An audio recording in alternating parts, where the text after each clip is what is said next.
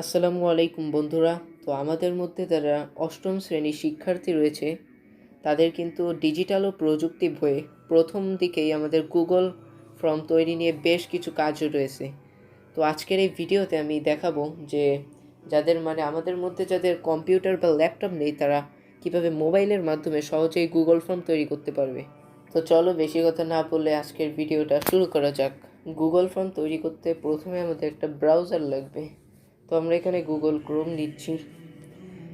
এরপর Google ক্রোমের search আইকনে search বারে গিয়ে আমরা লিখব গুগল ফর্ম। তো গুগল ফর্ম লিখে ইন্টার ক্লিক করব। তারপরে প্রথমেই যেই লিঙ্কটি আসবে এখানে যে Google form online form creator এখানে আমরা ক্লিক করব। এরপরে গো টু ফর্মে ক্লিক করব।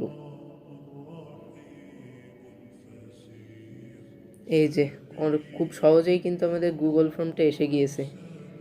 এইখানে আনটাইটেল ফর্মে এখানে আমাদের একটা নাম দিতে হবে বা ফর্মের টাইটেল দিতে হবে। তো আমরা এখানে বই অনুযায়ী করার চেষ্টা করি। তো এটা আমরা কেটে দিচ্ছি। তো এখানে আমরা লিখব কোনো, আচ্ছা এই আনটাইটেল এটা কেটে দিই। কোনো কোনো তথ্য নিয়ে তথ্য নিয়ে বিভ্রান্তি হলে আমাদেরকে জানান। তো আমরা একটা গুগল ফর্মে টাইটেল দিয়ে দিলাম। তারপরে আমাদের এই যে এইখানে যে আনটাইটেলড কোশ্চেন এইখানে আমাদের একটা প্রশ্ন তৈরি করতে পারি বা গুগল ফর্মে আমরা একটা কোশ্চেন দেবো। তো আমরা এখানে প্রথমে ইমেল দিই, তাহলে সহজেই যে ইউজার বা যাদের কাছ থেকে আমরা গুগল ফর্মটা নিব তারা এখানে সহজেই তাদের ইমেলটা দিলে আমরা সহজে বুঝতে পারবো যে সে এটা কোনখান থেকে এসেছে। তো এটা অবশ্যই মাল্টিপল চয়েস কোশ্চেন হবে না, এটা শর্ট অ্যান্সার হবে, কারণ ইমেল তো এখানে ছোট একটা অ্যান্সার। তো আমাদের এরপর রিকোয়ার্ড দিলে অবশ্যই দিতে হবে। রিকোয়ার্ড দিলে ওই প্রশ্নটা মাস্ট দিতে হবে। আমরা সবার নিচে একেবারে বাম দিকে একটা আইকন দেখতে পাচ্ছি, প্লাস আইকন। এইখানে আমরা একটা ক্লিক করব, তাহলে আমাদের নতুন আর একটা কোশ্চেন ক্রিয়েট হয়ে যাবে। তো আমরা এইখানে প্লাস আইকনে ক্লিক করলাম। ক্লিক করলে যে আমাদের নতুন আর একটা কোশ্চেন কিন্তু হয়ে গেল। মোবাইলের কারণে আমরা ঠিকঠাক দেখতে পাচ্ছি না। এই যে এইখানে আমরা একটা কোশ্চেন দেব। মনে করেন এইখানে আমরা যে ইউজার বা ব্যবহারকারী ফর্মটা পূরণ করবে তার নাম লিখতে বলছি, তাহলে নাম অবশ্যই শর্ট অ্যান্সার হবে। তো আমরা এখানে থেকে এইখানে যে টিক চিহ্নের এইখান থেকে কিন্তু আমরা ক্লিক করে শর্ট অ্যান্সার ক্লিক করে দিলাম। এরপর রিকোয়ার্ড দিলাম, আবার প্লাস আইকনে ক্লিক করে আরেকটি কোশ্চেন নিলাম। এরপরে কোশ্চেনটার নাম কি দিব আমরা, যে কোনো তথ্য নিয়ে বিভ্রান্ত হলে আমাদেরকে বিস্তারিত জানান। তো আমাদের এইটা কিন্তু একটা হয়ে গেল। এটা আমরা প্যারাগ্রাফ আকারে দিচ্ছি, কারণ বিস্তারিত বলছি।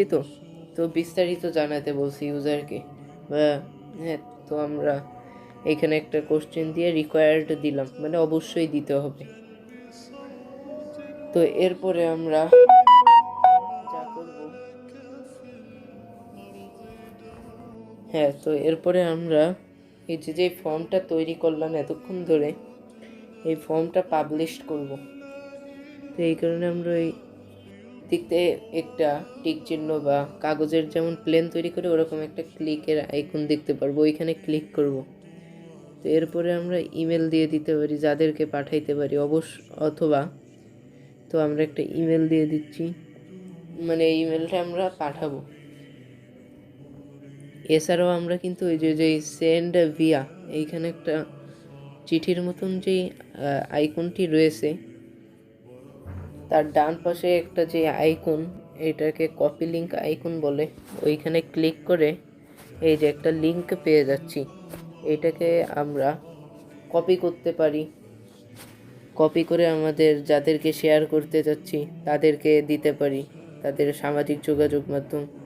এছাড়া আমরা শর্ট এন্ড লিঙ্ক ক্লিক করে লিঙ্কটাকে আমরা ছোট করে নিলাম। এবার আমরা এই ছোট লিঙ্কটাকে যাদেরকে দিতে যাচ্ছি তাদের পাঠিয়ে দেব, তাদের হোয়াটসঅ্যাপ বা মেসেঞ্জারে পাঠিয়ে দেব। তো এইভাবে আমরা গুগল ফর্মটা তৈরি করে ফেললাম। এটা সবাই বাসায় ট্রাই করে দেখবা, আর পরীক্ষার সময় এইটা কাজে লাগবে যদি হাতে কলমে তোমাদের করতে বলে। তো এই বলে আজকের ভিডিও শেষ করছি। ভালো লাগলে চ্যানেলটি সাবস্ক্রাইব করতে ভুলো না। ধন্যবাদ। আসসালামু আলাইকুম।